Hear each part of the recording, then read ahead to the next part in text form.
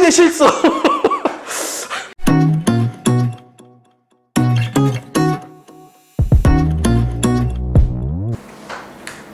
자, 봅시다. 오늘 우리 두 친구, 그죠? 언어 매체 하는 친구들은 요일을 딴 날로 옮겼고요. 문학하는 친구들은 토요일 이 시간에 진행을 하는데, 교재가 좀 달라도 같이 좀 보도록 할게요. 어차피 연습도 할 겸. 이생규 장전이라고 되어 있죠. 김시습. 금오 신화에 실려있는 내용입니다. 금오 신화. 엄마가 심심할까봐 김시습이 소설을 써서 엄마한테 줘요. 그 중에 내용이 5가지가 들어가 있어. 금오 신화입니다. 작품 소개. 이 작품은 죽음을 초월한 남녀간의 애절한 사랑을 그린 조선 초기 한문 소설로 금오 신화에 실린 5편 중 하나이다. 자, 김시습이 누구냐면요. 이 아저씨가 어릴 때 신동이라고 소문난 사람입니다. 공부 잘한다고. 4살 땐가 6살 땐가 세종 앞에서 시를 쓰는데, 그것도 뭐라더라? 뭐 10걸음? 10걸음인지 뭐 6걸음인지 뭐 시를 쓸 수 있겠느냐 하니까 뭐 10걸음 만에 시를 썼는데 아주 기차게 썼다고 칭찬을 많이 합니다. 그래서 이제 세종이 칭찬 많이 하고 다음에 우리 아들들을 도와서 훌륭한 신하가 되거라 했는데, 문종이 죽고 즉위 한 1년 만에 죽고 세조가 왕위를 찬탈했죠. 그래서 그것 때문에 김시습이 분개해서 떠돌아댕깁니다. 관직에 나가지 않고. 뭐 그런 와중에 이제 쓴 내용이기도 해요. 자, 이생과 최씨는 두 사람의 사랑을 반대하는 부모와 홍건적의 난으로 인한 죽음을 극복하고 이승과 저승을 뛰어넘는 사랑을 하게 된다. 그래서 이런 거를 전기적 요소라고 그러죠. 귀신 나오는 거. 이때 기는 기이할 기자를 써요. 신기하다. 그때 기야. 그래서 비현실적 요소를 전기적 요소 이렇게 말할 수가 있겠다. 수빈이는 귀신 봤어? 못 봤어? 하연이는 못 봤어요? 귀신 보고 싶으면은 이렇게 뭐라 해야 되나, 수맥 흐르는 데 가가지고 한번 잠 한번 자면 귀신 헛게 보인다 그러죠. 그치? 가끔 그런 집에 있잖아. 단독주택 지었는데 갑자기 귀신이 보인다거나 그러면 수맥부터 찾습니다. 이게 미신이 아니라 근거가 있어요. 사람 몸엔 70%가 물이지, 그치? 근데 밑에서, 땅 밑으로 흐르는 물은 안반수에서 흘러가기 때문에, 그쵸? 이게 자성을 띠고 있거든? 그리고 사람 몸은 70%가 물이지만 철분을 가지고 있어. 자성의 영향을 받아요. 여러분들 할머니들 되면 이렇게 팔에다가 자석 반지, 자석 목걸이 하는 게, 그치? 뭐 게르마늄 할지 뭐 이런 거 하잖아. 물론 그거 뭐 효과가 없다고 하지만. 그거 하는 이유도 이쪽이 좀 효과가 있으니까, 철분 때문에, 철가루 때문에. 그래서 밤에 잘 때 이런 거야. 방이 이렇게 있는데 가운데로 물이 흘러가. 근데 여기다가 이렇게 잠자리를 자잖아. 이게 쓸린다니까? 본인은 모르죠, 이게. 근데 이제 자면서 무의식 공간에 들어가면은 이제 몸이 그만큼 좀 다운되잖아요. 신체적 리듬이. 그러니까 물이 이쪽에서 물이 가니까 이제 몸 내에 있는 것도 영향을 받는 거야. 이해돼요? 그러니까 이제 자꾸 이제 헛걸 보거나 이렇게 되겠죠. 그러니까 귀신 보인다고 그러지. 그래서 집을 지을 때 그 밑에 수맥이 있는지 없는지 굉장히 좀 중요하게 생각을 합니다. 아파트는 수맥은 다 있는데, 그죠? 보일러 하려면 다 그게 보일러가 물 흘러가잖아요. 수맥. 귀신이라. 나는 중학교 때 귀신 봤어요. 아르바이트 하느라고 중학교 1학년 때인가? 2학년 때인가? 새벽 신문을 돌렸는데, 그 조간신문이 보통 3시쯤에 그때부터 배달 시작이야.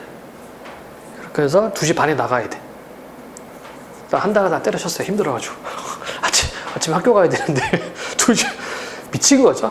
어쨌든 간에 하루는 열심히 알바를 했는데, 그쪽이 만수동 쪽이야. 만수 주공 아파트 있고, 여기는 이제 공원, 언덕으로 된 공원이고, 이렇게 담장이 높아요. 그리고 여기는 이렇게 아파트 단지. 근데 여기도 담이 좀 높아. 그래서 항상 여기 막 돌리고 그다음에 이렇게 가거든. 한 이쯤 왔을 때 뭔가 느낌이 섬찟해가지고 뒤돌아봤는데 여기 할머니가 이렇게 좀 보통이 하나 들고 분홍 핑크 입은 할머니가 이렇게 오는 거야. 이 새벽에 왜 할머니가 이렇게 있지? 그래서 쭉 이렇게 오고 뒤돌아봤는데 할머니가 없어. 진짜. 근데 이 길이가 거의 한 150m 정도 돼요. 와, 머리털이 쭉 세더라고. 할머니 귀신인가? 그치? 할머니가 돌아간 거 아니야? 아니, 내가 이만큼 온 거 봤거든. 거의 한 70m 정도 온 거 보고 내가 왔다가 다시 딱 돌아봤는데 없는 거 할머니가. 싱크홀인가? 빠졌나? 아니거든 그게? 되게 섬찟했어요. 그런 경험이 한 번 있었습니다. 누굴까? 이게 한복 입은 거 보니까 홍콩 할매 귀신은 아니고, 그쵸? 홍콩 할매는 저기 홍콩 옷을 입었겠지, 그치? 어떤 할머니길래 나를 쫓아왔나? 어쨌든 간에 귀신 한번 봤습니다. 자, 그리고 이런 이야기는 여러분들이 내가 어렸을 때 중학교 때 봤었던 영화가 그 뭐지? 천녀유혼. 고등학교 때 봤나? 왕조연이라고. 그때 당시에 하여튼 굉장히 예뻤던 홍콩 배우가 있었어요. 장국영하고 왕조연하고 천녀유혼 내용 비슷해. 귀신하고 산 사람과 사랑을 나눈다는 내용이에요. 근데 그런 이야기가 굉장히 동아시아, 동북아시아에 많이 퍼져 있거든. 그러니까 이것도 영향을 받았죠. 영향을 받아서 귀신과의 어떤 러브러브. 하연이는 귀신을 믿어? 그 왼쪽 어깨가 무겁지 않니? 힘들어서. 그림 그리느라고? 그렇죠? 그림 그릴 때 왼손으로 그려? 네. 그럼 왼쪽 어깨 아프죠? 네. 자, 어쨌든요, 이승과 저승을 뛰어넘는 사랑을 하게 됩니다. 특히 여주인공 최 씨는 능동적이고 적극적인 행동으로 사랑이 이루어지는데 이는 당대 유교적 관습에서 벗어나 자유연애 사상이 반영된 걸 할 수 있다. 그렇죠? 그러니까 사랑은 쟁취하는 겁니다. 수빈이도 나중에 좋아하는 사람 생기면 이렇게 적극적으로 행동할 거니? 왜? 그냥 가만히 수동적이 있을 거야. 야, 좋아하는 사람 있으면 표현해야지. 아무것도 안 해? 마음에 든다. 이러고 끝이야? 진짜로? 하연이는 어떻게 할 거야? 물감 묻혀?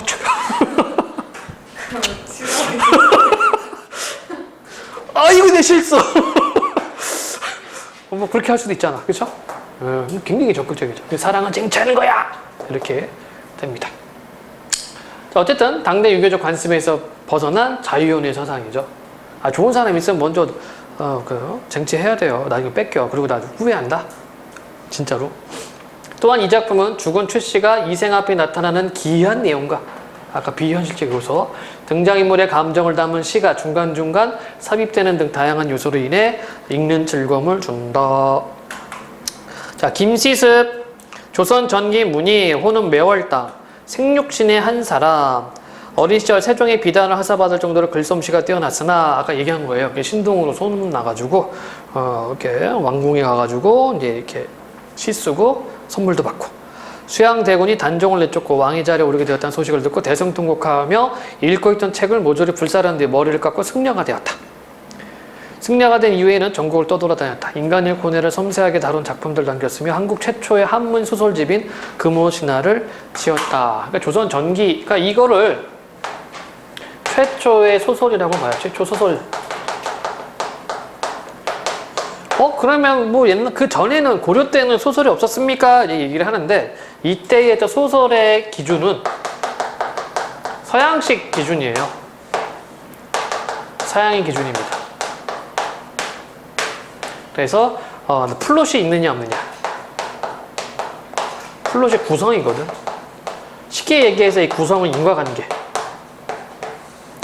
인과관계가 있느냐 없느냐 이렇게 봐요. 그러니까 여러분 우리가 살짝 얘기 한번 한 적이 있었을 거야. 설총. 수빈아, 설총이 누구니?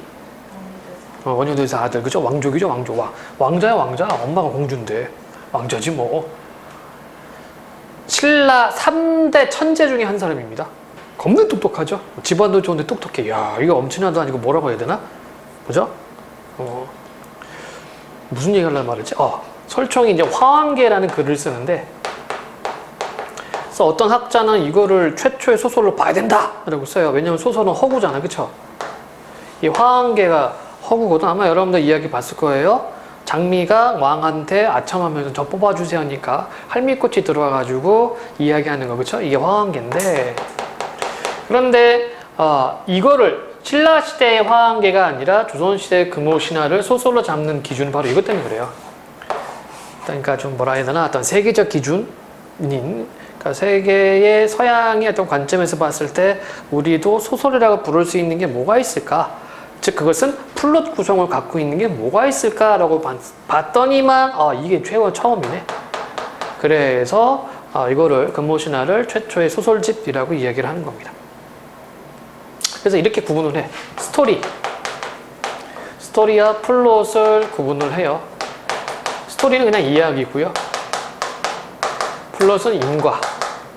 그래서 많이 쓰는 그 문장이 있어. 뭐 왕이 죽고 왕비가 죽었다.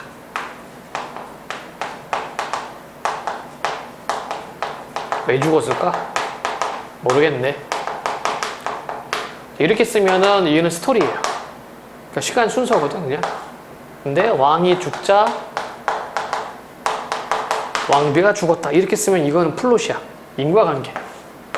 왕이 죽은 것 때문에 왕비가 죽었다. 이렇게 나오거든. 이게 플롯 구조입니다. 그래서 요 기준으로 봤을 때 김시습의 금오신화가 플롯을 가지고 있구나. 이것을 우리나라의 소설 처음으로 잡자. 이렇게 이제 학계에서는 정해놓은 겁니다. 근데 이제 여기에 반발해서 아니다. 소설은 허구적인 내용인데 그렇게 따지면은 설총의 화한계가 최초의 소설을 봐야 된다라고 주장하는 몇몇 교수들도 있습니다. 어쨌든 작품 개관, 전기 소설. 이때 전기는 여러분들이 좋아하는 그 전기가 아니에요. 수빈아 전기 좋아하니? 안 좋아해? 좋아하잖아. 전기 좋아하는 그 스마트폰도 쓰고 밤에 뭐 유튜브도 좀 보고, 그쵸? 네, 우리는 전기를 사랑하고 있어요. 이것도 전기, 이것도 전기, 이것도 전기, 이것도 전기, 그죠? 그 다음에 친구들하고 놀 때도 전기 하잖아. 안 그래? 이건 정전기. 전기는 전기죠. 네. 자, 어쨌든 간에 그 전기가 아니라 기할 기자를 써서 비현실적인 내용이라는 얘기입니다. 전기소설. 그리고 이 소설은 한문으로 썼어요. 우리말로 쓴 것이 아니라. 성격, 전기적, 낭만적, 비극적. 배경은 고려 말, 공간은 고려의 개성, 송도. 여기 송도가 아닙니다. 개성에도 송도가 있거든. 주제, 부산에도 송도가 있더라. 응? 그래서 어제 맛집 없나? 그래서 막 찾아보니 송도 맛집 찾는데 뭐 새로운 가게가 생긴 거야. 거기 막 평도 좋아. 이게 뭐지? 딱 보고서 근데 벌써 생긴 지 한 10년 됐다 그러더라고. 나 이런 가게 못 봤는데? 딱 보니까 부산 송도. 주제는 죽음을 초월한 남녀간의 애절한 사랑. 하연이는 겁나게 사랑하는 사람이 있어요. 근데 내가 간을 줘야 돼. 너무 아파. 줄 거야? 고민해네. 수빈이는 어때요? 너무 사랑하는 남자가 있는데 막 죽으려고 그래. 간이 필요해. 간 줄 거예요? 간 줄 수 있어요. 몰랐니? 네. 간은 20%만 남아도 다시 원상복구 됩니다. 우와. 그래서 간 이식 수술할 때 그렇게 이식 수술 하는 거야. 간 다 떼면 안 돼. 다 안 떼고 한 4분의 3? 아니야, 4분의 1 정도. 보통 한 30-40% 정도만 떼서 그걸로 이식하는 거예요. 신기하게 얘는 다 재생해. 마치 뭐 플라라니아처럼. 플라라니아 알아? 둘로 딱 나누면 두 개 딱 되죠. 두 마리 되는 거지, 그치? 근데 옛날에 그거 하면서 되게 신기했는데. 옛날에는 학교에서 초등학교 때 그 실험 많이 하거든. 플라라니 시험. 야, 세 마리 됐어. 우씨. 따다다다다다다다다. 안 되더라, 그건. 그건 안 되더라. 지렁이도 그렇게 되죠, 지렁이. 지렁이 아니? 지렁이는 환부가 있고, 딱 자르면은 나중에 다 재생돼. 근데 이제 환부 밑으로 잘라버린 부분은 이제 재생이 안 되는데, 여긴 재생이 돼. 그래서 환부를 사이에 두고 잘랐거든? 안 돼. 이렇게 갈라도 안 되고. 그래서 막 생각했는데. 그래서 그때 그거 실험하면서 화수분이라는 걸 생각했어요. 수빈아 알아, 화수분? 항아리인데 뭐 넣으면 계속 나와. 그렇죠? 바다가 짠 이유는 도둑놈들이 그 화수분 그 훔쳐서 항아리 훔치고 가다가 야 이게 진짜 넣으면 돼? 한번 우리 실험해 볼까? 그러다가 소금을 넣었다가 소금이 계속 나와서 바닷물이 짜졌죠. 잘 모르니 그런 이야기 몰라요? 전설 따라 삼천리 있습니다. 어쨌든 간에 뭔 얘기를 하다가 네. 자, 구성을 볼까요? 이생이 최 씨를 만나 사랑을 나눔. 이게 제목이 뭐냐면요. 이생 규 장전이잖아. 그치? 예, 이생이 규 넘어가야 담을 넘어가는 이야기란 얘기입니다. 그래서 옛날에는 막 남녀 소위 말하는 남녀 칠세 부동석이라고 해가지고 이렇게 만나는 재미가 별로 없었어. 고려 때는 굉장히 자유분방했는데 조선에 와서는 이제 소위 말하는 유교가 어떤 지배 이념이 되면서 그쵸? 그러니까 보고 싶죠. 당연히 한창 때인데 이게 몰래 밤에 담 타고 넘어가는 거예요. 진짜 그런 일이 많았습니다. 그래서 여자아이도 만약에 얘가 좀 괜찮아. 그리고 좀 알아. 생판 모르는 놈한테는 안 열어줘요. 오다가 너한테 들었지. 풍문으로. 그 김진사 때 둘째 아들이 참 괜찮다더라. 그리고 이렇게 보겠죠. 그래서 만약에 둘째 아들이 왔다 그러면은 좀 문 싹 열어주고. 뭐 그래요. 요즘은 열 수가 없죠. 아파트. 그죠? 경비 시스템이 있기 때문에. 바로 주거 침입으로 경찰차 출동. 자, 어쨌든 간에. 제목 자체가 이생이 담을 넘는다. 뭐 그런 내용입니다. 그래서 담을 넘고서 최 씨를 만나면서 사랑에 빠져요. 그런데 아빠가 이상한 거야. 이 새끼가 맨날 밤마다 밖에 나가니까. 그치? 그래서 이놈의 새끼 공부 안 하고 헛짓거리하고 다니네! 하고 저기 지방 절로 보내버립니다. 공부하라고. 그 와중에 어떻게 돼요? 최 씨가 여자가 상사병이다. 근데 이제 이생네 집은 조금 가난하고 가문은 있어. 좀 가난한 집안이고 최 씨네는 좀 이렇게 돈 번 집안이거든. 좀 부잣집이에요. 그래서 이쪽에서 중매가 들어옵니다. 중매가 들어와서 막 우리 딸이 거의 죽을 지경이다. 우리 또 딸 살려주는 셈 치고 좀 혼인 좀 하게 해달라고 하니까 이생네 아빠가 고민하다가 이생한테 물어봐. 야, 이러이러 한다는데 너 결혼할래? 예스. 바로 좋죠. 그래서 혼인하고 행복하게 살다가 이 홍건적들이 오네요. 그래서 홍건적 때문에 결국 최 씨가 죽게 됩니다. 그래서 여기 내용은 죽은 다음에 이야기예요. 보자. 그래서 간은 떼어줄 수 있어요.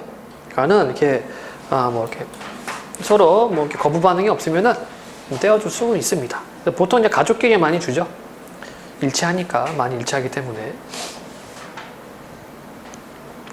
자, 특징. 현실의 제도, 전제, 운명과 대결하는 인간 의지, 산 사람과 죽은 사람 간의 사랑을 다루는 부분에서 전기적 특성, 삽입시를 활용하여 등장인물의 심리를 효과적으로 전달한다라고 되어 있습니다. 먼저 정리하고 좀 들어갈게요. 자, 소설에서 삽입시의 효과는 뭐가 있냐면 여기 나와 있는 것처럼 인물 심리를 드러내요. 그 다음에 읽는 재미.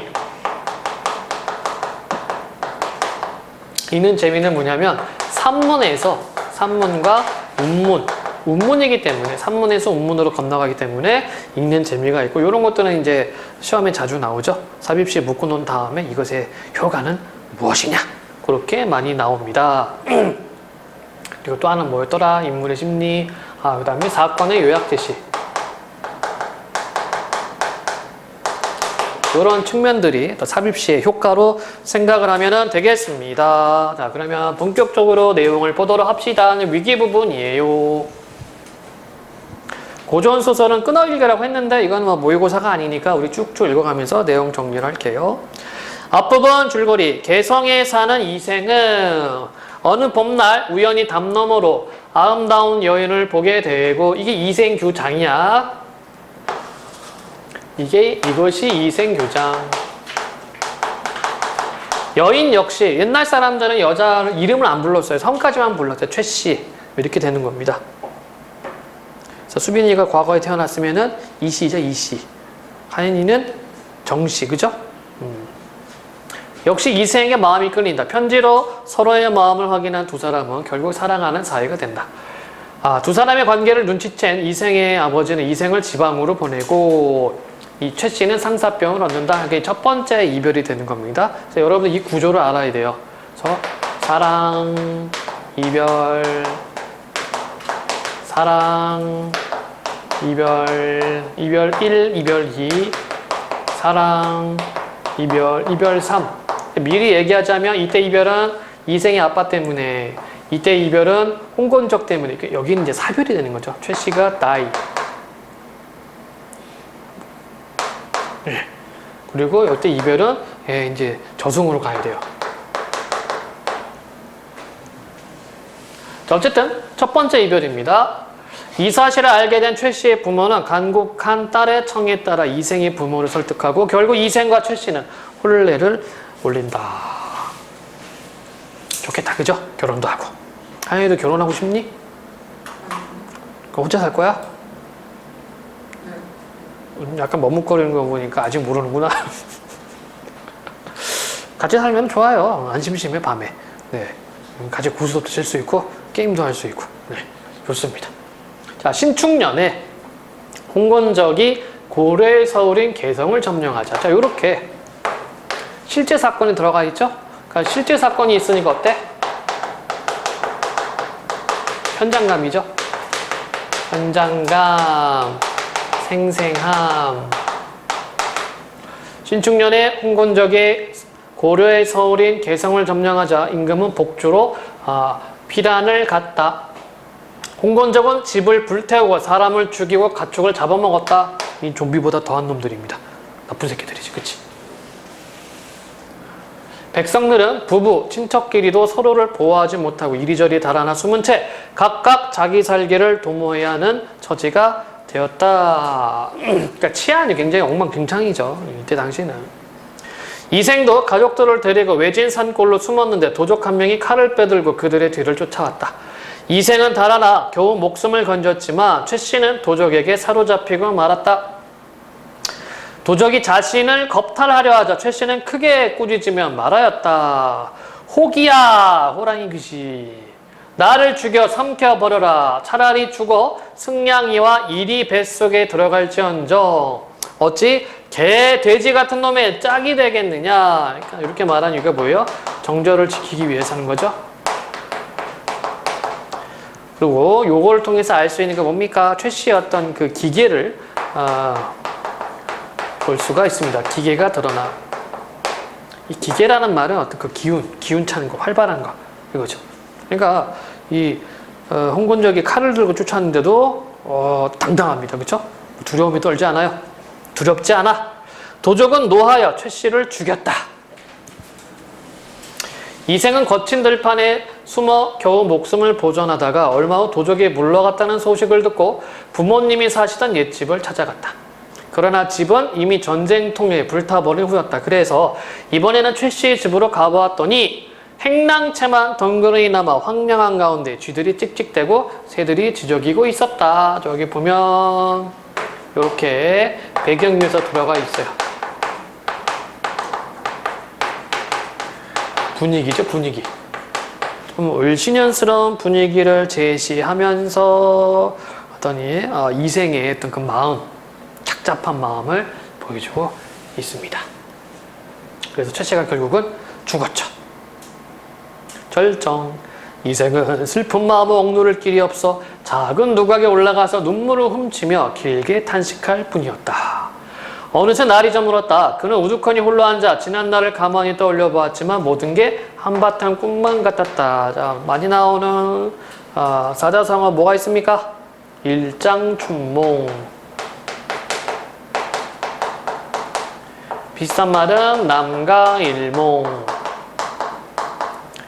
사자성어예요. 한바탕 꿈이다. 라는 얘기입니다. 2경쯤 되어, 자, 1경은 7시에서 9시, 맞나? 7시, 9시, 11시, 예. 2경쯤 되어, 2경은 이제 9시에서 11시 사이가 2경이에요. 달빛이 희미한 빛을 토하며 들보를 비추었다. 여기 뭐 새로운 사건 발생을 암시한다고 되어 있는데, 역시 뭐 분위기죠, 분위기. 그런 신비한 분위기를 자아주고 있어요. 그런데 회랑 끝에서, 회랑은 이제 긴 복도 끝에서 웬 발소리가 들렸다. 오밤중에 발소리가 들립니다. 무서워 안 무서워? 수민아 무서워? 뒤에서 누가 쫓아오면 무섭죠? 뒤로 걸으면 되는데. 그치? 누가 쫓아오네? 어때? 마이클 잭슨 문 넣고. 응? 이게 또 다이어트 효과가 좋대요. 앞으로 걷는 것보다 한 5, 6배 정도 힘이 더 들어서. 그래서 이렇게 헬스클럽에 런닝머신 하는 거 보면은 아주머니들 보면 뒤로 거시는 분들이 있어. 많이 계셔. 이렇게. 어쨌든 간에 회랑 끝에서 웬 발소리가 들렸다. 그 소리는 멀리서부터 들려오더니 차츰 가까워졌다. 발소리가 이생 앞에 이르렀을 때 보니 바로 최 씨였다. 그래서 비현실적인 사건이 전개되죠. 이게 전기적 요소. 보통 한국 같으면 어때요? 하얀 소복 입고 피 흘리면서 와야 되는데, 그지? 우리 봅시다. 문제 한번 보도록. 1번 문제도 있었나 보다. 1번 문제가 어딨지? 없는데 왜 3번부터지? 자, 문제 보도록 할게요. 가나에 대한 설명, 적절하지 않은 것은 인물의 있어요? 여기 안 보여. 이 작품에 대한 설명, 외부 이야기와 내부 이야기. 이건 액자식 구성이라는 얘기죠. 이거 액자식 구성이 아닙니다. 구체적 시기나 지명을 제시해 사실감, 이거죠. 아까 이야기를 했습니다. 송도, 개성 송도, 그다음에 신축냐, 홍건작의 난. 자, 두 번째, 이 작품을 통해 짐작할 수 있는 사회 문화적 배경은 자유로운 연애와 결혼의 일반적인 경향은 아닙니다.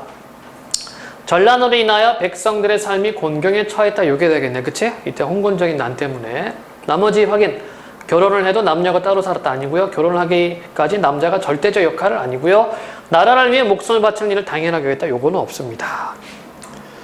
그 다음에 3번 문제입니다. 적절하지 않은 것은 인물의 말을 통해 성격을 간접적으로 제시하고 있다. 배경을 묘사하여 새로운 사건의 발생 암시에 이거 있고 죽은 사람이 다시 등장하는 비현실적인 사건이 일어나고 있다. 남녀 주인공이 고난을 극복하는 과정을 요약하게 보여주고 있다. 고난 극복했나요? 글쎄. 남녀 주인공이 이별하게 된 사건을 시간적 순서에 따라 서술하고 있다. 맞죠? 자, 그럼 볼까요? 인물의 말을 통해 성격 간접 제시가 있었나? 요 문제는 조금 우리가 보류를 좀 해야 될 것 같아. 왜냐하면 앞부분에 보면은 이 부분이 있네요. 아까 최 씨였던 정조를 지키기 위해서 기계를 보이는 부분이 있었기 때문에. 그리고 왜 내가 브레이크를 걸었냐면 이렇게 줄거리가 있고요. 그리고 인물의 대화가 많지가 이거 하나밖에 없어, 그지? 예. 그래서 약간 브레이크 걸었는데 인물의 말을 통해 성격 간접체 좋습니다. 2번도 맞고 3번도 맞고 5번도 맞고요. 아닌 것은 4번. 고난을 극복했기보다는 여자 주인공이 결국 나이. 이게 원본은 찢겨 죽여요. 막 난도질 하는 거야. 막. 어제 영화 한 편 봤는데 난도질하는 영화를 봐서 꼭 그 정육점에서 고기 써는 듯한 SF 영화였는데. 자, 기억과 니은을 읽은 학생의 반응으로 적절하지 않은 것은 기억이 무엇입니까? 이생의 아버지는 이생을 지방으로 보내고 최 씨의 부모는 강국한 딸의 청에 따라 이생의 부모 설득. 이생은 아버지의 지시를 어길 수가 없었던 것 같다. 맞고 최 씨는 자신의 부모를 설득할 자신이 없었던 것 같다. 틀렸죠? 최 씨의 강곡한 이야기로 말미암아 최 씨 부모가 이생의 부모를 설득합니다. 2번이 틀렸네요.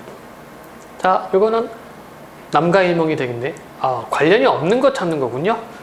그렇다면은 어디 보자. 운우지몽은 뭐냐면 남자와 여자의 사랑 이야기, 사랑이에요. 운우지몽 또는 운우지정 이렇게도 얘기해요. 한단지몽, 남가일몽, 일장추몽, 일취치몽 다 한바탕 꿈이라는 뜻입니다. 운우지몽은 남녀의 어떤 사랑. 질문이 없으시면 다음 것 오라이. 이생은 그녀가 이미 죽은 것을 알고 있었지만 너무도 사랑하는 나머지 한 채 의심도 없이 물었다. 너무 반가웠어. 그쵸? 죽었지만 죽은 거 알지만 살아 이렇게 다시 왔기 때문에. 당신은 어디로 피란하여 목숨을 부지하였어? 최 씨는 이생이 손을 잡고 한바탕 통곡하더니 그간의 사정을 이야기하기 시작했다. 자, 여기서부터 쭉 뭐냐면 인물의 입을 빌려서 여기까지 인물의 입을 빌려서 요약적 제시를 보여주고 있어요. 이것도 이제 서술상의 특징, 묻는 문제 자주 나옵니다. 저는 본디 양가의 딸로서 어려서부터 어버이의 가르침을 받들어 수놓기와 바느질에 힘쓰고 시서와 인의의 방도를 배울 뿐이었습니다. 오로지 규문의 법도만 알았을 뿐 어찌 집 밖의 일을 헤아릴 수 있겠습니까? 그 집안에만 있었던 얘기죠. 여기 보면 뭐 봉건주의적 사회질서라고 하는데 이 봉건이란 말을 아무데나 막 갖다 붙이면 안 됩니다. 잠깐 설명을 하고요. 이 봉건제도라고 하는 것은 뭐냐면 쉽게 얘기해서 왕이 지방 제후한테 그 땅 인정해줘요. 영주들한테 인정을 해주고 대신에 간섭하지 않고 그 대신에 뭐 세금을 받는 방식의 봉건제도입니다. 그런데 고려 때까지는 아마 봉건제도로 봐도 무방해요. 고려 때까지는. 고려는 이렇게 왕이 지방에 있는 소위 말 호족들을 함부로 할 수 없었거든. 근데 이게 조선으로 넘어오면서 많이 달라졌죠. 조선은 중앙에서 지방으로 관리를 파견합니다. 근데 이 새끼가 일 잘 못하면 어떻게 돼? 암행어사 출도요 봉고파직 한단 말이에요. 그치? 그래서 봉건제로는 보기는 조금 힘들어요. 그래서 봉건주의적이란 말이, 그러니까 보통 소위 말 1세대 학자들이 이렇게 역사 연구 또 문학 연구를 할 때 이런 말들을 정해 놓거든. 조선 봉건주의, 봉건사상. 그러니까 좀 바꿔야 돼요. 그러니까 전통주의, 전통사상. 이렇게 또는 뭐 유교주의, 유교사상 이렇게 좀 바꿔야 되는데 그런 게 약간은 좀 남아 있어서 그래요. 어쨌든 여기서는 이제 유교사상이 유교주의가 되는 거지, 그치? 그러니까 여자가 할 일, 남자가 할 일, 이게 본분론 또는 명분론입니다. 그러니까 규문은 규문의 법도라는 것은 여자가 할 일이에요. 여자가 하는 법도만 알았을 때 어찌 집 밖의 일을 헤아릴 수 있었겠습니까? 그런데 당신께서 붉은 살구꽃이 핀 담장화를 한번 엿보신 후, 이제 이생규장이죠. 이게 이제 한자로 이생규장이라고 그래요. 제가 스스로 푸른 바다의 구수를 바쳤지요. 이건 뭐 정조를 의미를 하죠. 그렇지? 네.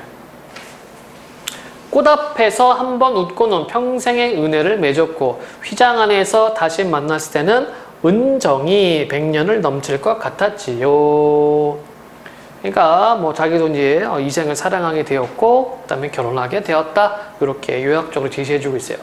말이 여기에 이르고 보니 슬프고 부끄러워 견딜 수가 없군요. 장차 평생을 함께 하려고 하였는데 뜻밖의 횡액을 만나, 홍건적인 난 횡액을 만나 구덩이에 뒹굴게 될 줄 어찌 생각이나 했겠습니까?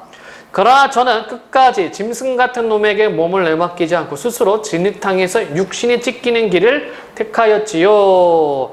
천성이 저절로 그렇게 한 것이 아니라 인정으로야 차마 견딜 수 없는 것이었습니다. 저 지조, 절의, 절개를 지킨 부분이죠. 그래서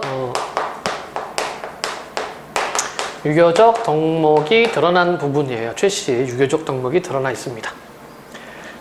외진 산골짜기에서 당신과 헤어진 후로 짝을 잃고 홀로 날아가는 새의 신세가 된 것이 너무 한스러웠습니다. 집도 없어지고 부모님도 돌아가셨으니 고단한 혼백조차 의지할 곳이 없었지만 절이는 귀중하고 목숨은 가벼우니, 그렇죠? 아까 얘기한 거죠? 유교적 세계관. 절이는 귀중하고 목숨은 가벼우니 쇠잔한 몸뚱이를 망정 치욕을 면한 것만으로도 다행이라 생각했지요. 하지만 누가 마디마디 끊어져 재처럼 식어버린 제 마음을 불쌍히 여겨주겠습니까? 그저 조각조각 끊어진 썩은 창자만 모아두었을 뿐 해골은 들판에 던져졌고 간과 쓸개는 땅바닥에 버려져 흙먼지를 뒤집어쓰고 있지요. 가만히 지난날의 즐거움을 헤아려보기도 하지만 지난날의 즐거움은 뭡니까? 이생과의 사랑, 이생과의 즐거운 시절. 오늘의 근심과 원한만이, 오늘의 근심과 원한이 뭐예요? 이거는 사별한 거죠, 사별. 죽어서 이별하게 되온 것, 마음에 가득 차 버렸습니다. 그래서 그간의 어떤 사정을 요약적으로 제시를 해주고 있네요.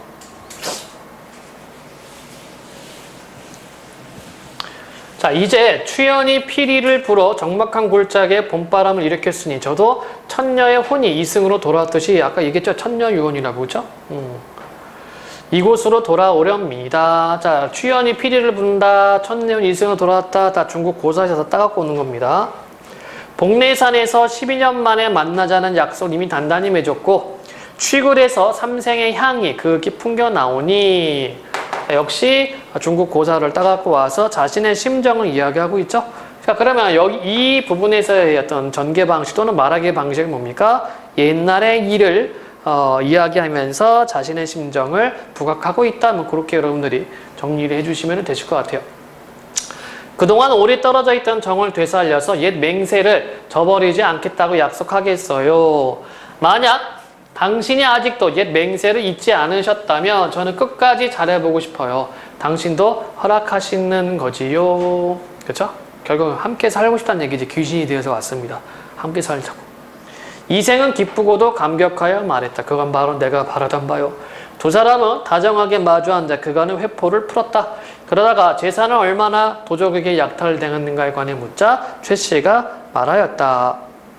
조금도 잃지 않았어요. 아무 산 아무 골짜기에 묻어두었답니다. 이생이 또 물었다. 양가 부모님의 유해는 어디에 있어? 이렇게 시신이 되는 거죠. 최 씨가 대답하였다. 아무 곳에 그냥 벌어져 있는 상태랍니다.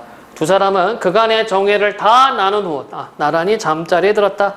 지극한 즐거움이 예전과 같았다. 아마 이제 뭐 길 지나가던 저 도승들, 도가 높은 승려들이 보면 이 집에 귀신이 있구만. 그렇죠? 이러면서 부적 한 장 써줄 텐데.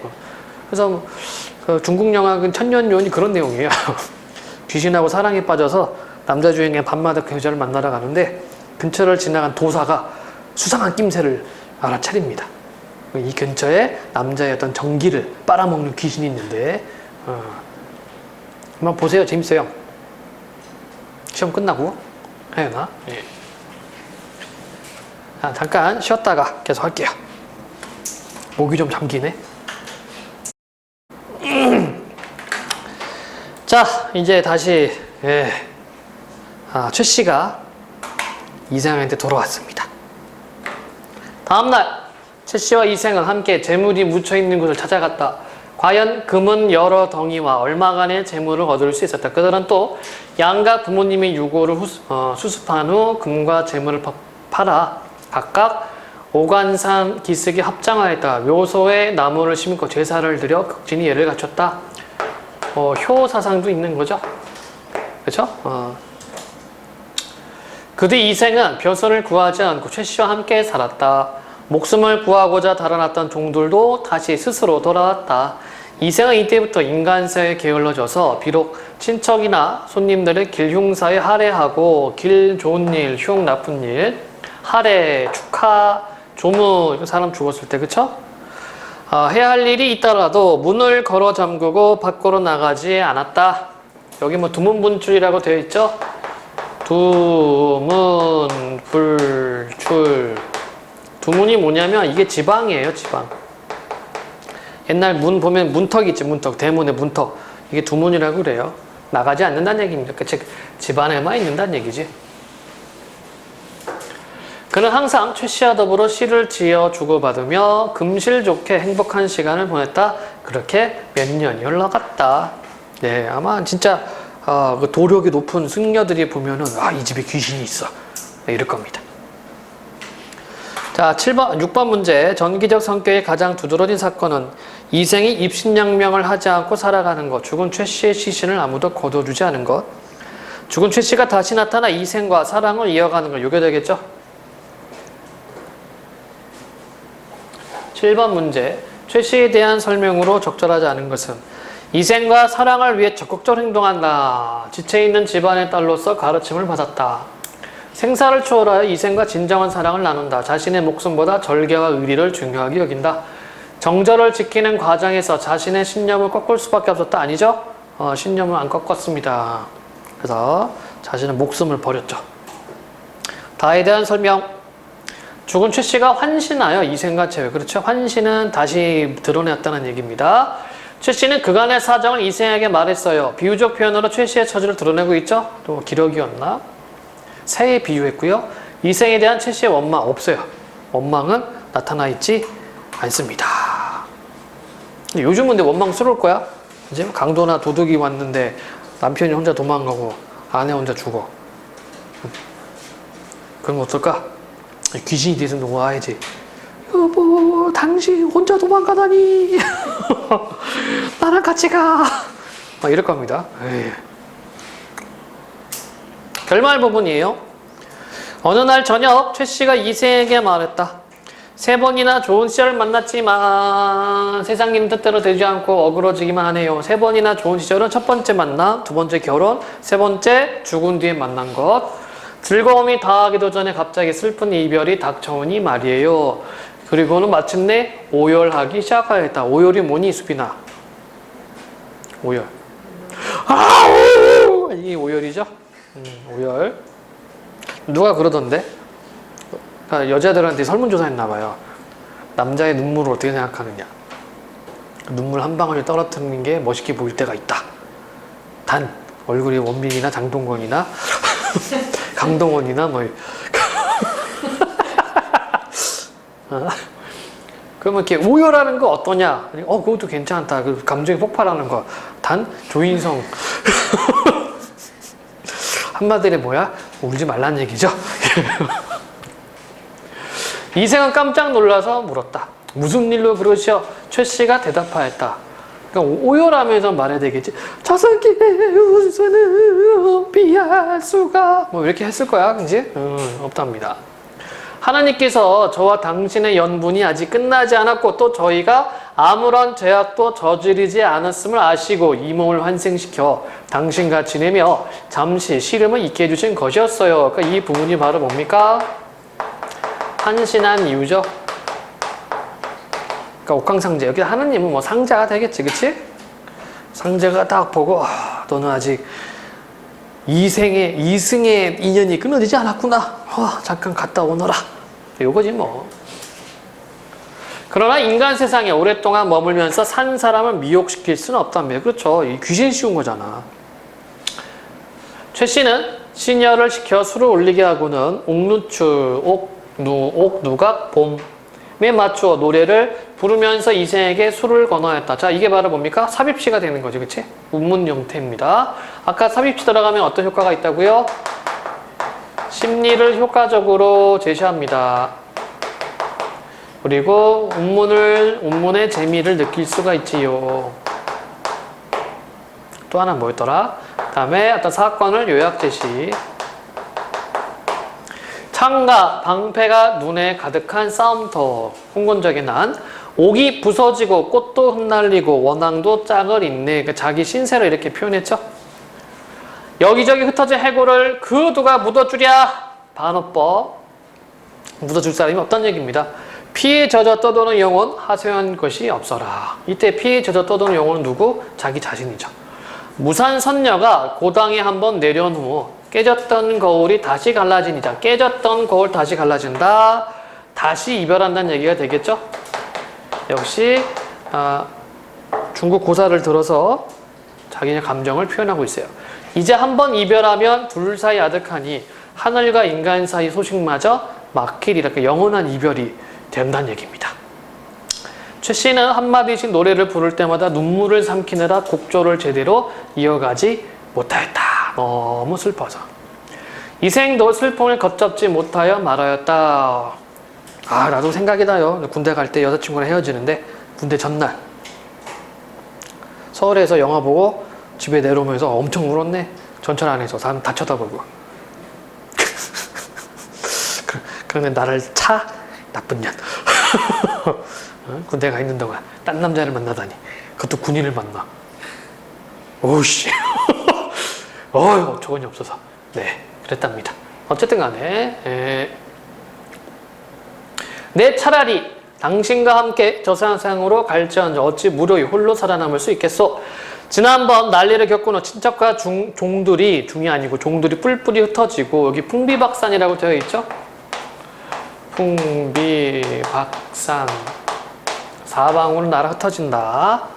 돌아가신 부모님의 유해가 들판에 버려져 있을 때 당신이 아니었다면 누가 부모님을 묻어드릴 수 있었겠소. 옛 성경이 말씀하시기를 어버이 살아계실 때는 예로서 섬기고 돌아가신 후에는 예로서 장사 지내한다라고 했는데 역시 유교적인 내용이 나오죠. 당신의 천성이 효성스럽고 인정이 두터웠기 때문에 이런 일을 다 처리할 수 있었던 것이요. 당신의 정성에 너무도 감격하지만 한편으로는 나에 대한 부끄러움을 참을 길이 없었어. 나에 대한 부끄러움. 그렇죠? 자기 혼자 살아남았으니까. 살아남은 자의 슬픔입니다. 부디 그대는 인간 세상에 더 오래 머물다가 100년 후 나와 함께 흙으로 돌아가시구려.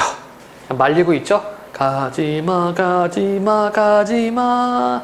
최씨가 대답했다. 당신의 목숨은 아직 한참 더 남아있지만 저는 이미 귀신의 명부에 이름이 실려있으니. 명부 데스노트 이제 여기 실려있잖아. 이곳에 더 머물 수가 없답니다. 그래서 여기는 지금 운명론적 세계관이 좀 있어요. 운명론적 세계관. 그 운명을 거스를 수가 없다는 얘기입니다. 만약 제가 굳이 인간 세상을 그리워하며 미련을 두어 운명의 법도를 어기게 된다면 단지 저에게만 죄과가 미치는 게 아니라 당신에게도 누를 끼치게 될 거예요. 다만 제 유해가 아무 곳에 흩어져 있으니 만약 은혜를 베풀어 주시려면 그것이나 거두어 비바람과 햇볕 아래 그냥 나뒹굴지 않게 해주세요. 그건 뭐 유언이죠, 유언. 그치? 죽었는데 또 이제 마지막 유언해주고 있는데 자기 유해 좀 거둬 달라고. 그럼 몇 년 동안 뭐 한 거야? 그쵸? 약간의 구성에 약간 허술함이 좀 느껴집니다. 그쵸? 몇 년 동안 뭐 했어? 부모님 유해들은 다 걷어들여 장사 지냈으면서, 그치? 자기 시신은, 예. 두 사람은 서로 바라보면 눈물만 줄줄 흘렸다. 서방님, 부디 몸 건강하세요. 요요요요 뿅 사라지는 거야. 말을 맞춘 최씨의 자취가 점차 희미해지더니 마침내 흠적도 없이 사라져 버렸다. 이것도 전기적 요소죠. 이생은 그녀의 유고를 거두어 부모님 무덤 곁에 묻어주었다. 장사를 지낸 뒤 이생도 최씨와의 추억을 생각하다 병을 얻어 몇 달 만에 세상을 떠나고 말았다. 상사병 걸렸으니까. 요즘에 이런 것도 있잖아. 펫 로즈 증후군? 로즈가 아니라 로스트. 들어봤어요? 키우던 개나 고양이가 죽으면 너무 슬퍼가지고 큰일 났네. 우리 집 개 어떡하나. 지금 이제 3살이거든? 한 12년 남았는데 가끔 가다가 그 영상이나 그 사진 보면 너무 슬퍼서 옛날에 개를 안 키울 때는 그냥 그랬는데 1년에 한 번씩 개고기도 먹고. 수민이도 먹니? 개고기? 먹어봤어요? 맛있는데 쫄깃쫄깃. 근데 먹지도 못해. 물론 이제 몸에도 좀 안 받아 이게. 고단백 저칼로리죠. 근데 걔가 하는 짓을 보면 꼭 사람같이 굴어서 그 집에서 뒹굴뒹굴하면 이 새끼도 옆에 와가지고 같이 뒹굴뒹굴해요. 진짜 이게 배까 뒤지고 막 자면서 코 골고 방구 끼고 미친 새끼. 예. 거의 뭐 아들처럼 키우고 있는, 키우는 건가? 지가 크는 건가? 막 그러고 있습니다. 그러니까 사람처럼 느껴지니까, 그렇죠? 그래서 이제 펫 로스트 증후군이라고 해서 슬프죠. 오죽하겠니? 자기 와이프 이렇게 뿅 사라졌는데, 그지? 이 이야기를 들은 사람마다 애처로워하며 그들의 저리를 사모하지 않는 이가 없었다. 자, 이런 거는 설화적 기법이라고 그래요.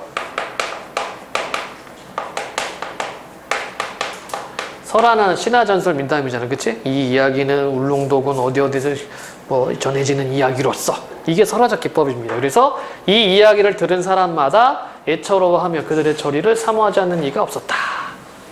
좀 이렇게 여운을 남겨주고 있죠. 그럼 설화적 기법을 왜 썼는가? 여운과 감동. 질문. 괜찮습니까? 자, 옆에 보면은 금오신화의 내용이 나와 있어요. 금오신화 내용 나와 있는데, 먼저 이생규장전은 우리가 방금 봤었던 거, 귀신과 사람의 러브. 그 다음에 이제 만복사 저포기가 있는데, 만복사는 절이고요. 저포는 주사위 놀이에요. 옛날 주사위 놀이. 그래서 이제 양생이 죽은 여인과 사랑을 한다. 이것도 마찬가지로 내용은 이거예요. 양생이 있는데 너무 여자를 만나고 싶은데 여자를 만날 수가 없는 거야. 미쳐버리겠는 거예요. 그래서 이제 만복사에 절에 가가지고 막 절을 해. 절을 하고 기도를 하면서 이제 주사위 놀이를 합니다. 부처님, 내가 주사위를 해서 내가 이기면 나한테 여자를 소개해 주시오. 만약에 내가 지면 이 불당 내가 열심히 뭐 쓸고 닦고 하겠어. 이렇게 해요. 지가 굴리고 지가 이겨. 그런데 여자가 한 명이 딱 오는 거예요. 자, 숨어서 들으니까 어떤 이 처녀가 이야기합니다. 자기는 이제 길을 떠나야 되는데 남자를 만난 적이 없다. 남자 만나고 싶다라고 얘기하니까 그때 양생이 뿅 나타나요. 나는 어때? 이렇게 해서 둘이 사랑을 나눈다는 얘기예요. 근데 알고 보니까 그 여자는 죽은 여자입니다. 죽은 여자고, 그래서 뭐 3일 동안 뭐 즐겁게 지내다가 자기 집에 초대하는데 그 집이 알고 보니까 무덤이에요. 그런 이야기. 그래서 자신의 어떤 죽음을 부모님한테 좀 알려달라. 자기 안 죽었다고. 그래서 뭐 다시 살아나왔잖아. 뭐 그런 이야기. 취유 부벽정기. 이거는 선녀 만나는 겁니다. 취한 유생이 푸른 절벽에서 만나는 이야기. 남연부주지. 이거는 염라대왕 만나는 이야기예요. 저승세계. 용궁부연록. 이거는 이제 용왕 가서 용왕을 만난다는 이야기입니다. 하여인은 누구 만나고 싶니? 염라대왕 만나고 싶니? 용왕 만나고 싶니? 용왕. 어차피 죽잖아. 익사. 용 만나고 싶어요? 꼬르륵 해야 되는데 용이 있을까? 용이 있을까? 아마 옛날에는 있지 않았을까? 그래서 그 이야기가 계속 전해지지 않을까 싶어요. 진짜 옛날에 뭐 만년 전, 뭐 10만 년 전 사람들, 그때 당시에는 뭐 이상한 거 많았을 거잖아. 그죠? 큰 뱀. 큰 뱀은, 그러니까 이게 이무기 이야기는 우리나라밖에 없어요. 동북아시아밖에.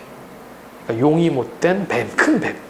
그러면 이 지역에 뱀이 있었다는 얘기. 큰 뱀이. 아나콘다 같은 거. 그렇죠? 아나콘다 봤니? 겁나 크더구만.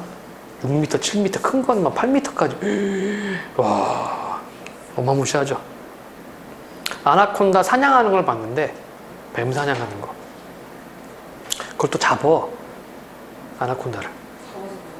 먹나 보지? 가죽을 뺏기거나. 다리를 쑥 집어넣어요. 뱀이 물거든? 그럼 사람들이 이제 잡고 있다가, 딱 꺼내. 그럼 뱀이 여기 다리에 물은 거야. 아마 여러분 검색해보면 나올 겁니다. 다리로 뱀 잡는 법. 나와. 그러고 살아요. 예. 아나콘다가 무서운 거는 이 뱀이 워낙 크다 보니까 그냥 다 삼켜버리죠, 그냥. 그래서 가끔 인명사고도 난다고 그래요. 그리고 이제 질식사. 뱀이 감아버리니까 힘이 어마무시하게 센가 봐. 이것도 가끔 해외 토픽 같은 거 보다 보면은 애완용 뱀이, 그치, 뭐 집주인을 감거나 자기 집안을 키우는 뭐 개나 또는 아이를 감아가지고 사망하는 경우가 있죠. 그런 거 왜 키우나 몰라. 뱀. 하이는 뱀 괜찮아? 안 괜찮아? 수빈이는? 뱀 괜찮아요? 그 뱀 되게 예뻐하는 애들도 있죠? 뭐 가죽이나 빛깔 막 반짝반짝 빛나고 무늬가 화려하니까. 그런 거 좋아하니, 수빈아? 그런 건 아니야? 뱀고기 먹어봤어요? 닭고기 맛나. 중국에서 먹어봤는데 그냥 약간 비릿한 닭고기? 덜 구워서 그런가? 뱀술은 못 먹겠더라. 뱀술 다 많았는데 뭐 뱀 비늘에 기생충이 많이 있거든. 탁 보면 뭐가 떠다녀 막 꼬물꼬물 되는 거야. 그거 막 팔아요. 한 잔에 얼마 이렇게. 자, 어디 보자. 9번 문제입니다. 이 작품의 결말 처리 방식에 대한 설명으로 적절하지 않은 것은? 자, 결말 처리 방식을 어떻게 했나요? 설화적 기법을 썼죠? 맞고, 운명을 거부하는 작가의 세계는 반영되어 있다. 틀렸죠? 운명 거부하지 않았습니다. 죽음을 초월한 사랑이라는 주제 효과적으로 강조. 일반적인 고전소설과는 달리 비극적 결말 구조. 이생과 최씨의 사랑에 대해 일반 사람의 반응을 언급. 다음 10번 문제가 어디 있나? 기억을 읽고 짐작한 내용. 기억이 어디 있죠? 이거구나. 3번이나 좋은 시절 만났지만 최 씨는 현재 상황에 만족스러워하는 거 아니고 최 씨와 이상은 어떤 어려움을 이겨냈겠군. 최 씨는 매사를 비관적. 이생과 최씨 사이에는 이미 두 차례 이별이 있었고, 그렇죠? 이게 되겠네. 이제 세 번째 이별을 하는 과정이 있어요. 자, 니은이 의미하는 바, 니은이 부끄러움을 참을 길이 없었어. 자, 한번 볼까요? 이생이 부끄러운 겁니다. 최씨의 유고를 수습해주지 못한 일, 최씨의 정성과 사랑에 보답하지 못한 일, 저승으로 떠나야 하는 최씨를 막지 못한 일, 입신양멸 꿈꾸었으나 벼슬에 오르지 못한 일, 가족들을 제대로 챙기지 못해 홀로 살아남은 일, 그치? 그러니까 뭐 살아남은 자의 슬픔, 뭐 이런 작품들도 많이 있죠. 전쟁통에서 또는 가족을 구하지 못한 슬픔들. A에 대한 설명, A는 삽입시에 해당이 되죠. 최씨가 노래를 부르는 장면. 최씨의 신세 한탄이 담겨있다. 깨졌던 거울은 이생과 이별을 의미한다. 싸움터는 최씨가 죽게 된 원인과 관련이 있다. 무산선녀는 사랑하는 이미 임생. 최씨가 이생과의 세 번째 앞두고 지었다. 아닌 것은 4번. 무산선녀는 아마 자기 자신을 의미를 할 겁니다. 질문 있나요? 없으십니까? 활동. 주요 사건. 홍건적에 의해 최씨가 죽고 이생과 최씨가 다시 만나고 수년간 같이 지내. 그러니까 수년간 같이 지냈는데 왜 최씨의 시신 유해는 왜 그거를 거두지 않았지? 최씨가 저승으로 떠나고 이생은 최씨를 잊지 못하다 죽음. 이 작품에 나타난 비현실적인 내용. 죽은 최씨가 다시 이승에 나타났다. 이런 거 친구들하고 UCC 만나면 재밌을 것 같은데. 안 그래? 짤로. 이생이 막 달밤에 한숨 쉬고 있는데 최씨가 오는 거야. 어때 하연아? UCC. 국어 UCC 뭐 이런 건 없어요? 수행평가? 이런 거 장면 좀 만들어서 약간 패러디하면 재밌을 것 같은데, 그죠? 예. 자, 죽은 최씨와 살아있는 이생이 만나서 행복한 시간을 보냈다. 최씨의 자취가 이생의 눈앞에서 흔적도 없이 사라졌다. 자, 사회 문화적 배경의 맥락에서 이 작품이 지니는 의미를 생각하며 다 활동해보자. 이거는 이제 어떤 현실 반영 측면에서 보자는 얘기죠. 역사적 배경, 신축년, 홍건적이 고려수도인 개성을 점령. 얼마나 방비를 안에 체하냐, 엉망진창이냐면 이렇게 돼요. 그래서 이제 고려 말이잖아, 그지? 그러니까 망하게 되는 거죠, 결국에는. 그래서 조선 건국으로 이어지게 되죠, 후에. 남녀간의 애정과 관련된 인식, 사랑하는 남녀간의 절개의 믿음을 중요. 당시 여성상과 관련된 가치가 여성은 집 밖의 일을 잘 모르고 부녀자의 법도 알며 순옥히 바느질 등에 힘쓰며 지내야 한다. 유교적인 가치. 그러니까 작자가 김시습이잖아, 그치? 조선 전기에 쓴 겁니다. 그러니까 유교적인 내용이 들어갈 수밖에 없어요. 자, 다음 내용에 나타난 최씨의 성격을 알아보자. 그리고 1에서 정리한 사회 문화적 상황에서 이러한 성격이 갖는 의미는 무엇인지 생각해보자. 저는 본디 양가의 딸로서 좋은 집안이라는 얘기입니다. 어려서부터 아버지의 가르침을 받들어 순옥회와 반연질에 힘쓰고 그러니까 시와 글씨, 인의의 방도를 배울 뿐이었습니다. 오로지 규문의 법도만 알았을 뿐 어찌 집 밖의 일을 해야 될 수 있겠습니까? 그런데 당신께서 붉은 살구꽃이 핀 담장을 한번 엿보신 후 제가 스스로 푸른 바다의 구조를 바쳤지요. 자, 그러면 사회문화적 상황에서 이러한 성격을 갖는 이유는 무엇인가? 이거죠? 유교적 관습. 유교적 관습이 있었는데 어디 보면은 스스로 푸른 바다의 구슬을 바쳤지요. 이게 이제 정조를 줬다는 얘기예요. 그래서 스스로 줬다. 적극적인 면모를 보이고 있습니다. 그래서 자유연의 사상이 또 드러나 있죠. 자, 옆에 있는 문제 한번 보도록 할까요? 보기는 최씨와 이생이 만나기 시작할 때 앞날을 걱정하는 이생에게 최씨가 한 말이다. 이를 통해 짐작할 수 있는 최씨의 성격. 저는 비록 여자의 몸이지만 마음이 태어난데 장부의 의기를 가지고도 이런 말씀하십니까? 다음날 규중의 일이 누설되어 꾸지람을 듣더라도 제가 혼자 책임을 지겠습니다. 이게 뭐냐면요, 서로 막 죽자, 뭐 너무 사랑해, 좋아, 막 이러고 있는데 어느 날 이제 이생이 걱정하는 거야. 이러다가 걸리면 어떡하지? 하니까 최씨가 이렇게 얘기를 하는 거죠. 소심하고 예민 아니고 여유롭고 편안 아니고 무심하고 냉소 아니고 적극적이고 대범한 성격, 요게 되겠죠. 다음 내용을 또 볼까요? 다음은 고전소설 최척전의 줄거리 이생규장전과 비교하면서 감상해보자. 자, 먼저 보면 이 최척전은요, 전기적인 요소가 거의 없어. 거의 없고 거의 사실적인 묘사로 드러납니다. 그러니까 이산과 상봉이 계속 반복돼요. 이산 흩어졌다가 상봉 다시 만났다가. 그래서 이게 3대에 걸친 이야기입니다. 최척전이. 그래서 한문소설, 애정소설, 분담소설. 근데 분담소설에 가는데 영웅은 등장하지 않습니다. 성격은 우연적, 사실적. 제재, 전란으로 인한 가족의 이산과 재회. 이산가족의 고통과 가족애를 통한 재회, 특징, 만남, 이별, 재회 과정의 반복.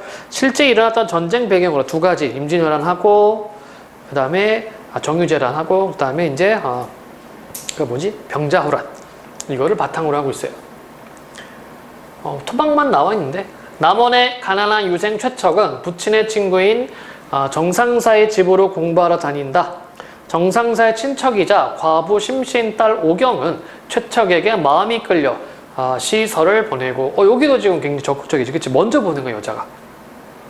이들은 곧 사랑에 빠져 약혼을 한다. 그러나 최척이 의병으로 참전하여 혼인 날짜가 지나도 돌아오지 않자 최 씨는 오경을 부잣집에 시집 보내려고 한다. 첫 번째 이별이 됩니다. 하지만 오경은 최척을 기다려. 어떻게 기다리냐면요, 밤에 목매. 난 죽겠다 해서 목매는데 이 소리가 들리니까 오경의 엄마가 잠결에 일어나가지고 딸을 구해요. 네가 이 정도로 싫었어? 굉장히 얘기를 하지 하고 이제 여기 이제 파토납니다.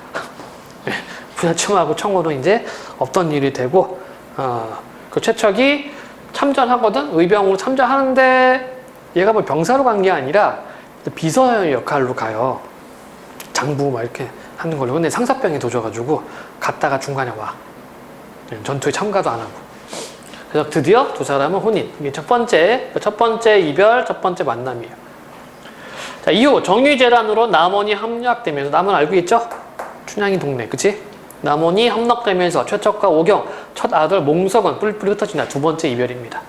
오경은 외병의 포로로 일본에 잡혀갈 때 이제 남장을 해요. 자기가 여자 이미 밝혀지면 안 되니까.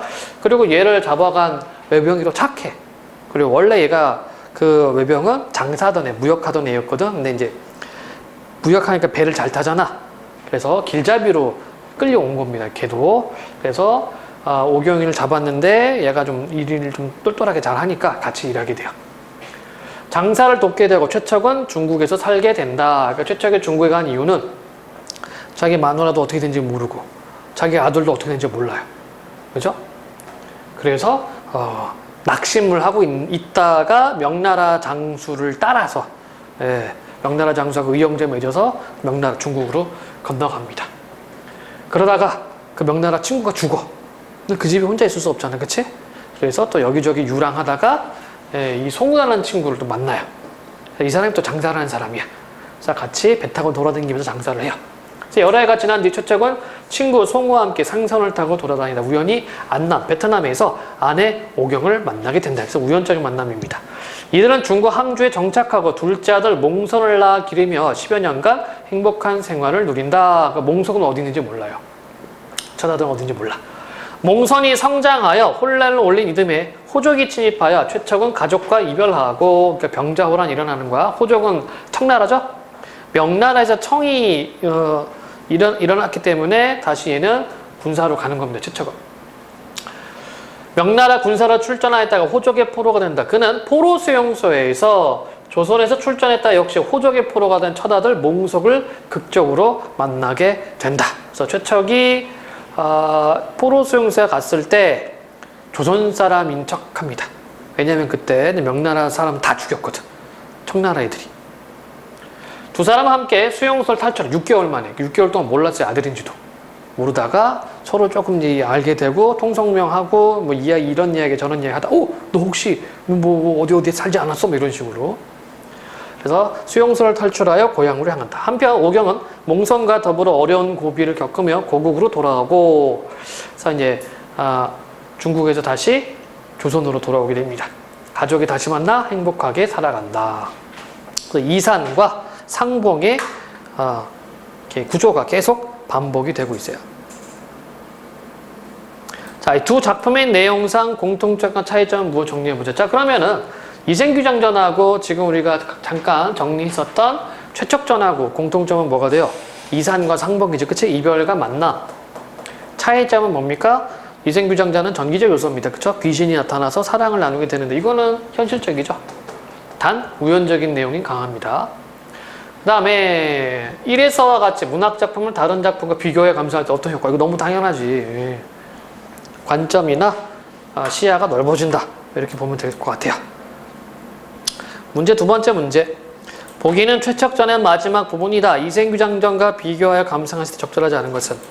남원 부윤이 이 이야기를 상수로 올리자. 부윤은 사또, 그 지역 사또예요. 조정에서는 최척에게 특별히 정헌대부를 내리고 그의 아내 오경을 정률 부인이 봉화했다. 오, 양반 됐네.